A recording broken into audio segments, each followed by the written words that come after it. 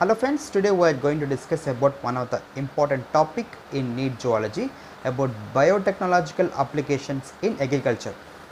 About biotechnological applications in agriculture. Biotechnological applications in agriculture.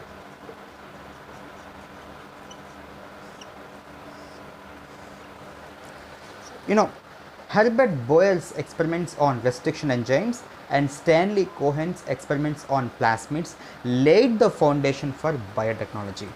What is biotechnology? It's nothing but, as per the European Federation of Biotechnology, it's about integration of natural science and organisms, cells, parts thereof, and molecular analogues for products and services. Okay. Here the underlying principle of biotechnology is to increase the quality of human life. Say DNA vaccine, say gene therapy, transgenic animals, all these are the different dimensions of biotechnological applications to enhance the quality of human life.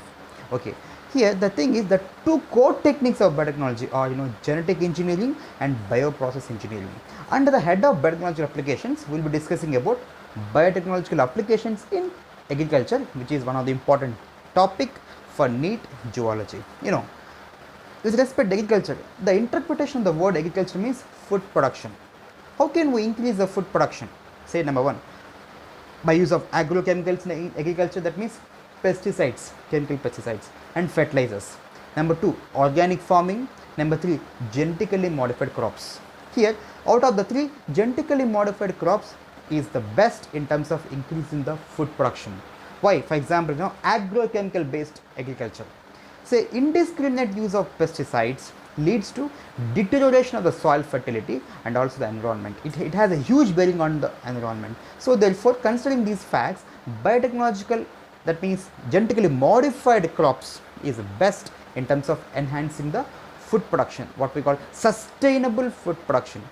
What are genetically modified organisms? GMOs, simply plants, say microbes, say bacteria, that means bacteria, fungi, animals whose genes has been altered by manipulation are said to be genetically modified organisms, simply called GMOs, genetically modified organisms.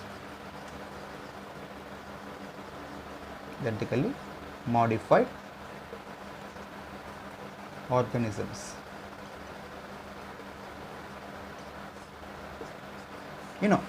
What are the uses, what are the advantages of GMOs? Because I told you already now, if we use biotechnology, there should be some advantages. Ultimately is to increase the quality of human life. Say GMOs crop, that means genetically modified crop, leads to, that means it enhances or increases its tolerance against abiotic stress, say cold, say salt, say heat, and increase the efficiency of mineral usage. Because in conventional methods, there is a problem what we call exhaustion of soil nutrients or soil minerals, early exhaustion of soil minerals. We have to curb this. And by promoting sustainable usage or optimum usage of nutrients, what we call efficient usage of minerals. GMO crops will have efficient usage of minerals. Now, most importantly, it increases the nutritious value of the food products. Say for example, golden rice, that means vitamin A. This is very important. Such kind of advantages are there. That means these are the different advantages, and most importantly, on top of it, it will reduce the reliance on chemical pesticides. I told you already now, indiscriminate use of chemical pesticides or what we call man-made chemicals had a huge bearing on the quality of environment. So GMOs will reduce the reliance on the chemical pesticides. So these are the different advantages of GMOs. Why we have to say this? Before this topic, we have to discuss a bit about green revolution. We knew that green revolution increase the food production at least at the rate of 3 times, but it cannot cater the growing human population growth. Still there are certain setbacks. For example, say here the thing is, partly the reasons for increased yield in food production is because of improved varieties of crop, but on top of it, best management practices and use of agrochemicals, that means fertilizers and pesticides, are the major reasons for increasing the food production. See, in case of developing countries, farmers cannot afford the cost of agrochemicals. At the same time, by using conventional techniques, they can also increase the yield of food or crop. So the most importantly, it should be environmentally friendly, at the same time cost effective. And the answer is genetically modified organisms. We already discussed different advantages. So keeping in mind, genetically modified organisms, what we call genetically modified crops with respect to agriculture, has had a greater role in enhancing the food production. Now, under the heading of genetically modified, that means biotechnology applications in agriculture, we will be discussing about Bt cotton and pest resistant plants. Bt cotton.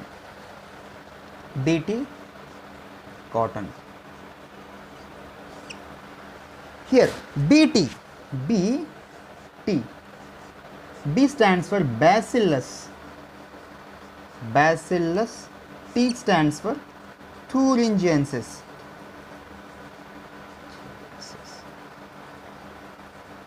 Bacillus thuringiensis. It's the name of a bacterium, that secretes that produces Bt toxin. This is very important. Bt toxin for insects. Say for example, particularly certain strains of Bacillus thuringiensis secrete certain amount of Bt toxin that act against lepidopteran insects, dipteran insects. Dipterans means flies, mosquitoes. Okay, that means Bacillus thuringiensis is a biopesticide. Actually, it produces Bt toxin. This Bt toxin, actually it is inactive, what we call protoxin. This Bt toxin secreted in produced in Bacillus thuringiensis is protoxin, what we call inactive. It cannot affect the bacteria, but once the concerned pest, say an insect, ingest this crystallized, actually it is present in a crystallized form, that means a protein crystal, inactive protoxin. When it is ingested by a pest, say here an insect, okay, when it reaches the gut under alkaline pH, the crystal will get dissolved and it converts into active toxin. That means becoming a conversion from inactive protoxin to active toxin, and this active toxin binds to the surface of the midgut epithelial cells that forms pores, leads to cell swelling and lysis, ultimately death. That means it may kill the insect. This is very important. This protoxin, in case of after injecting by the insect, it binds to the midgut epithelial cell, epithelial cells, by means of cell swelling, because it forms pores, cell swelling and lysis. By cell swelling and lysis, it kills the insects. And so it is clear that Bacillus thuringiensis had a greater role in killing the pest. We are creating biopesticides. So we have to look on the genes. Actually, the core techniques of biotechnology, genetic engineering and bioprocess engineering. Say, what is genetic engineering? Simply we alter the genome, the genes of organisms. Say we create a recombinant DNA, for example, by combining two different DNAs, okay? It contains a desired gene fragment, and this recombinant DNA will be introduced into the host to synthesize a desired product. What we call it, you can change the phenotype to synthesize the desired product. This is ultimate objective of biotechnology. This is very important. The same, the gene, we want this Bt toxin, a protein. So the gene responsible for the Bt toxin have to be isolated from the concerned bacterium, and it has to be incorporated into the host. That means the plant, here the crop. Then the plant or the crop concerned will have defense, will have the resistance against the pest. because this Bt toxin kills the insects. That's the simple principle. You isolate the gene, you incorporate into the host, and the host will get the resistance. Say, for example, what are the genes responsible for this Bt toxin? Say,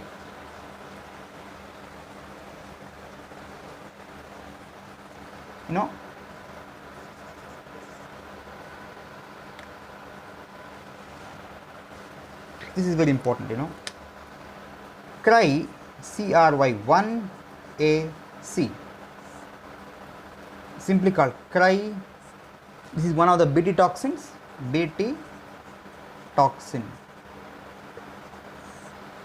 The kind of gene depends on the crop and the target pest. Generally, Bt toxins are they act against insects. Okay, CRY1AC, it secretes one particular type of Bt toxin. Okay, CRY2AB is a gene. Okay, these are the genes. Secret another kind of Bt toxin, and CRY1AB secret another kind of Bt toxin. Say the CRY1AC and CRY2AB, they act against cotton bollworm. Cotton bollworm. Whereas CRY1AB, they act against corn borer. Corn borer, sorry. Means cotton bollworm is one of the pests. Corn borer is another pest. Okay.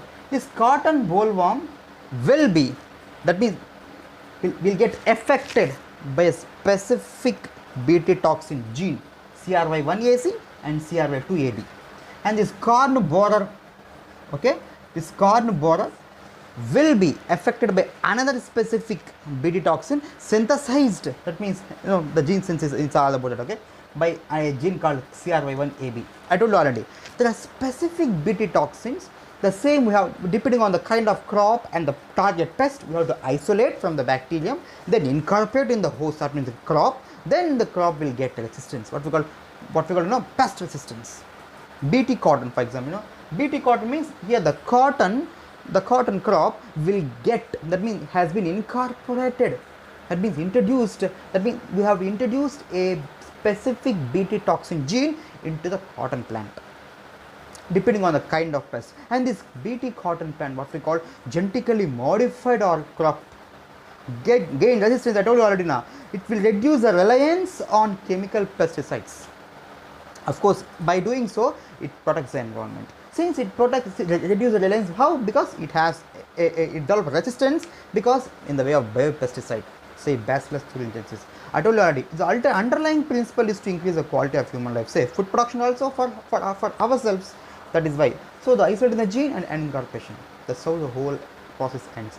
Genetic engineering is a core technique of biotechnology based on this. Okay. Then the second aspect under this topic is,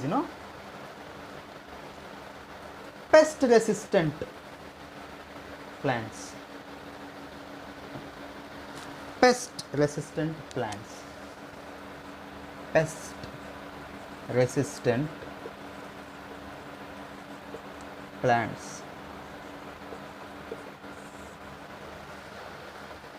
Say there is a nematode, Miloi digyne. Miloi digyne incognitin. Miloi digyne incognitin is a nematode parasite.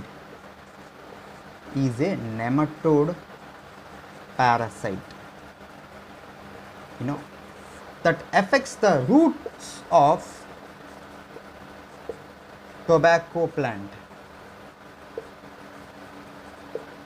By doing so, it reduces the yield.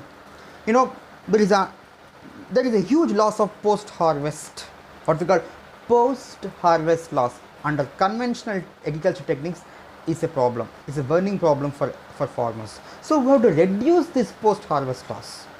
So one of the technique is, one of the technique under this biotechnology is this, there is a nematode. We will discuss how this will reduce, that means how this affect this parasite, and by doing so will reduce the post-harvest loss.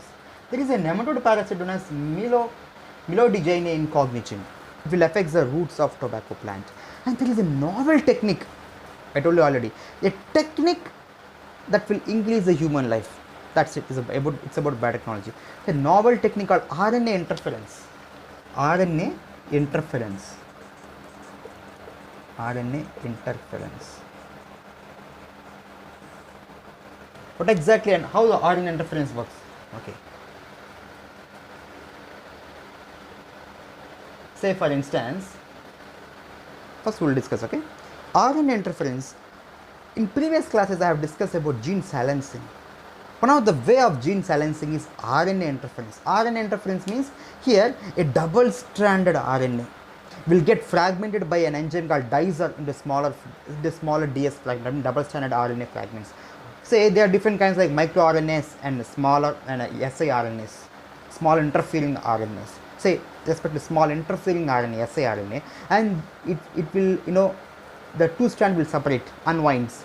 One acts as guided strand, another one is passenger. The passenger strand will get declined, that means will get degraded. The guided strand, in association with an enzyme called argonauts AGO2, form a complex called RISC, RNA induced silencing complex. I will tell you, okay? RNA induced silencing complex, and this RISC will bind to specific mRNA, and this enzyme AGO2 will cut down the mRNA, what we call mRNA degradation. By doing so, the specific mRNA has been degraded. That means silenced.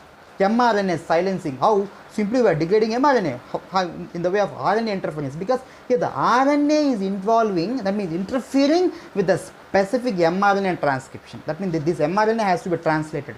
Okay, first here this effect is at post-transcriptional level. That means the mRNA which has been transcribed will get degraded because of this RNA interference with the help of RISC complex, RNA induced silencing complex. This is very, very important. This novel technique, what we call RNA interference. With this technique, we are killing the nematode parasite so that the tobacco plant's post-harvest loss will get reduced.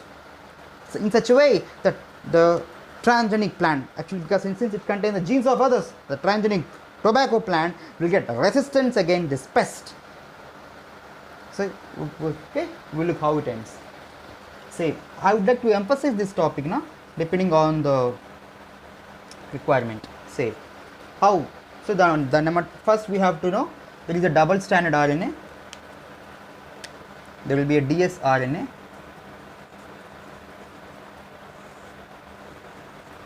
okay, then dicer enzymes will cleave into smaller double-stranded dsRNAs. Then here there are two kinds, microRNA, siRNA, small interfering RNA. They are microRNA. Okay, we have to discuss about small interfering RNA. Okay, this small interfering RNA is unwinds to form two strands, one guided strand, two passenger strand.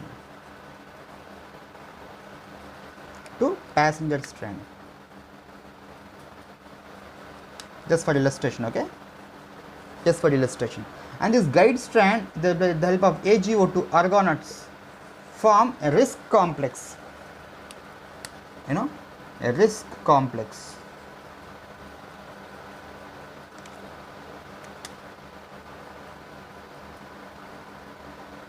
So better to draw like this.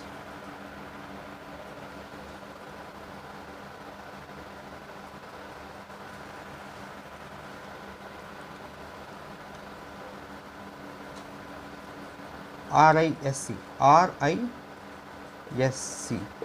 RNA induced silencing complex. There is another mRNA. It will degrade, simply mRNA degradation, because this argonauts cleave it. This RISC will come here. This argonauts AGO2 will cleave. First, the guider RNA will form complementary base pairing with the specific mRNA, forming hybrids. Then these argonauts AGO2 will cleave the mRNA. Ultimately, mRNA degradation. This is the process, because the specific mRNA of the nematode has been degraded. So there is, without mRNA, this nematode parasite cannot survive.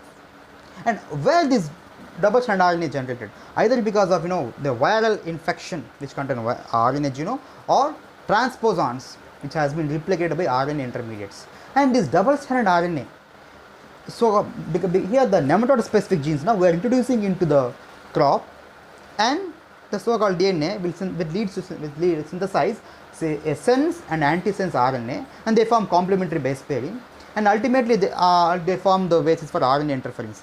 The process remains the same, and this double stranded RNA will get fragmented by dicer, and ultimately guider, then RIC complex, then ultimately mRNA degradation of nematodes. That means mRNA of nematode has been degraded.